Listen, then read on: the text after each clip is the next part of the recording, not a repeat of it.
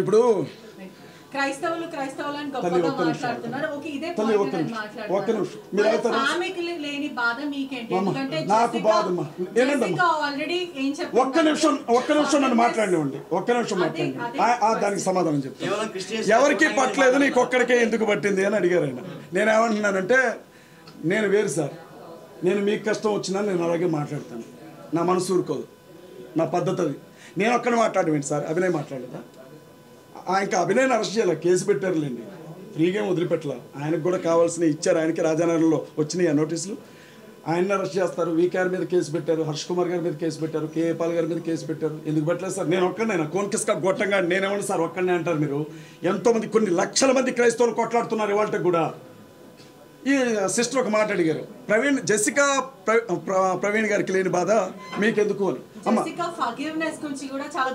ఒక్క విషయం చెప్తాను, చాలా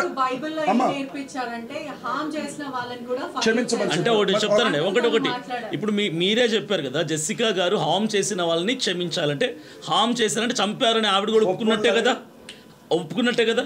ఒకవేళ యాక్సిడెంట్ అని ఆవిడ నమ్మితే మరి బైక్ని క్షమించమంటుంది ఆవిడ? కాదు కదా.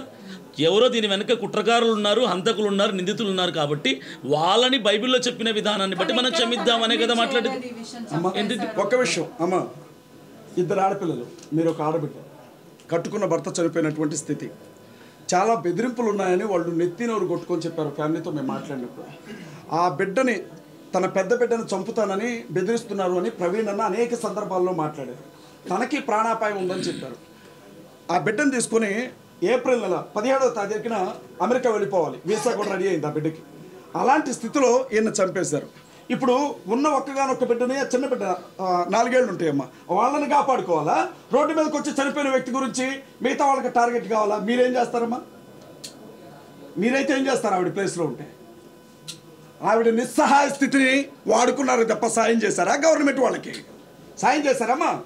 పోస్ట్ మార్టం రిపోర్టు 2 వారాలు పట్టిందమ్మా. 2 వారాల తర్వాత ఇచ్చేంత ఏం జరిగిందమ్మా అక్కడ?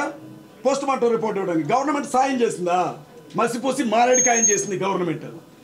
ఎవరికి సాయం చేసింది?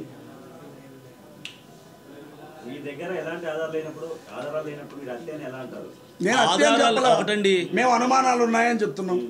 అనుమానించొద్దా? ఎవరికి? నేను చెప్తాను వినండి.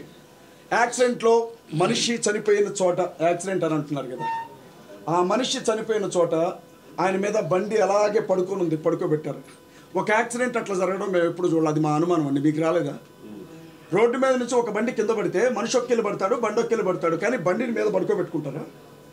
అది జరిగే పనేనా? అనుమానం వచ్చింది సార్. మరి మీకు ఎందుకు రాలేదు నాకు తెలియదు, నాకైతే వచ్చింది చూసినప్పుడు. రెండో విషయం చెప్తున్నాను వినండి.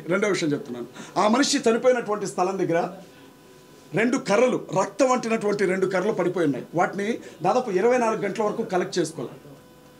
ఏదైనా సరే ఒక కీలకమైనటువంటి ఇన్సిడెంట్ జరిగినప్పుడు పంచనామా జరిపిస్తారు లేదా? మనిషి ఈ రోజు రాత్రిపూట చచ్చిపోతే రేపు రాత్రి వరకు కనీసం ఆ స్థలానికి ఒక రిబ్బన్ కూడా కట్టలే. సాక్ష్యాలు ఏమైపోవాలండి? మాకు అనుమానం ఉంది సార్. అంత పెద్ద ఆ హెల్మెట్ గురించి మీకు నేను బండి తోలను పెద్దగా, జావా హెల్మెట్ అంటారట, బస్ కింద పడ్డా పగలదంట. అది మాకెవరి మీద అనుమానం లేదు సార్. అది హత్య అన్న అనుమానం ఉంది. మీ మీద ఉందని నేను చెప్పలా, నా మీద ఉందని నేను చెప్పలా. అది హత్యలా కనపడుతుంది అని చెప్పాం. అంటే ఏమనాలి పోలీసులు?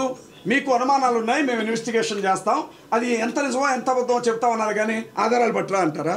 మరి నన్ను కూర్చోబెట్టండి సార్. ఒక్కరోజు ముఖ్యమంత్రి అర్జున్ కూర్చోబెట్టినట్టు ఒక్కరోజు ఐజీ స్థానంలో నన్ను కూర్చోబెట్టండి, నేను పట్టుకొస్తా ఆధారాలు.